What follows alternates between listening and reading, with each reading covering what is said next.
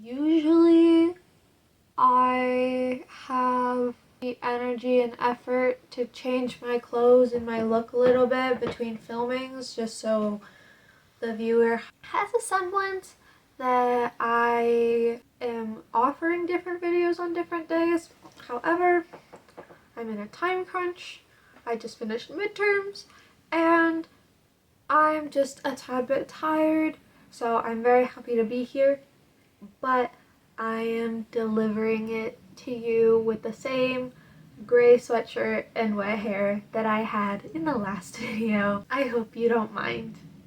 What's up guys, my name is Mill. I'm a college student who loves reading, and I'm here to share that love with all of you. My sister tried to do my intro to me the other day, and I was like, bro, like, don't do that. That's, oh, I thought it was funny overall, but it was also like, oh, that's kind of crazy of you. I don't know why, but that's just how I felt. Anyways, I come to you with an absolutely gorgeous book, a book that I was recommended to, and I read it in like 2 days, and that book is called Beneath the Moon by Yoshi Tani, and it's just so good. This is definitely one of my 5-star books. I think it's in my favorites category on Storygraph.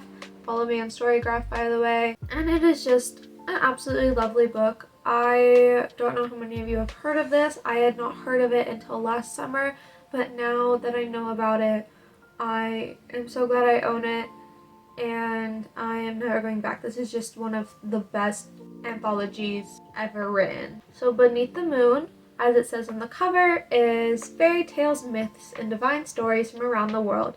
And when I say around the world, I mean around the world. It's not like Eurocentric with a little bit of Chinese mythology and Egyptian mythology like mixed in between.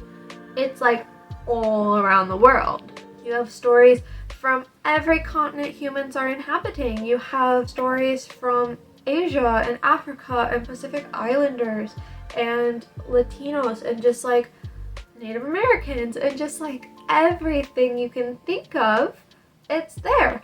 And you have some of the stories that a lot of Western audiences are very familiar with, like Sleeping Beauty and The Little Mermaid, but you also have stories that you have likely never heard of, and that is just, I think, the beauty of this book. So let me read the summary and then I will talk about it. It'll probably be a kind of short video because I'm just going to show you how pretty it is and then tell you to go off and read it because it's just fantastic. All of the stories are a page long, and like you could read a ton of them again and again and again, but let's read the summary first. In this riveting collection, beloved fairy tales, cultural fables, ancient mythologies, and inspirational deities are brought to life, including Rapunzel, Our Lady of Guadalupe, Turandot, the Crane Wife, and dozens more. Yoshi Tani retells 78 delightful stories paired with lush and enchanting illustrations. And that's what I think is the biggest draw of this book, are the illustrations. Now, you could open to any page in this book and be brought with some of the most gorgeous illustrations ever. So here's one. Let me just do another random open. Ooh, here's another.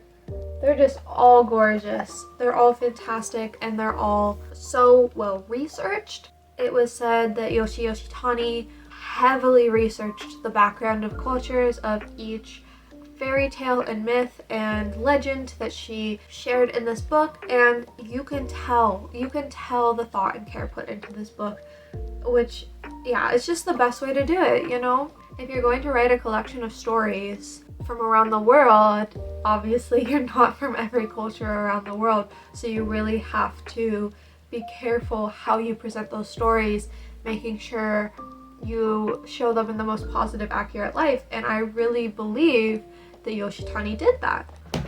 I'm serious when I say I probably couldn't pick one of my favorite stories from this collection because there's just so many good ones. Like, how dare I even choose some over the other because they're all just so good, and obviously people have preferences of like themes and stories they like more, but I don't know, like I just think that this is one of the best collections ever, and if you are interested in mythology and different cultures, like this is just the perfect book for you.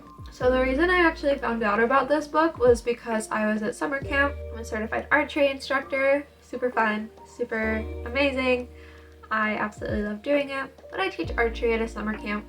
And my friend Frog, because we all have camp names, my camp name is Moo, brought this book, and I was immediately like, oh my gosh, I need to go home and buy this book.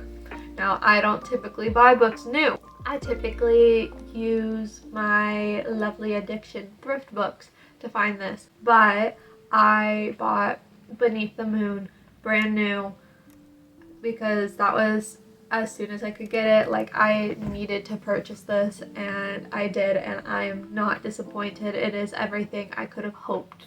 It was very popular. Frog called it the Library of Frog, and a lot of the kids in the high school leadership team asked to borrow it for a day and just read through it, and it was super popular for very good reason. These illustrations are actually part of a pack of tarot cards, and I am not the girly to tell you about tarot cards. Could not tell you a thing about them except that they are cards and they're called tarot cards, and they have something to do with telling the future. Is that right?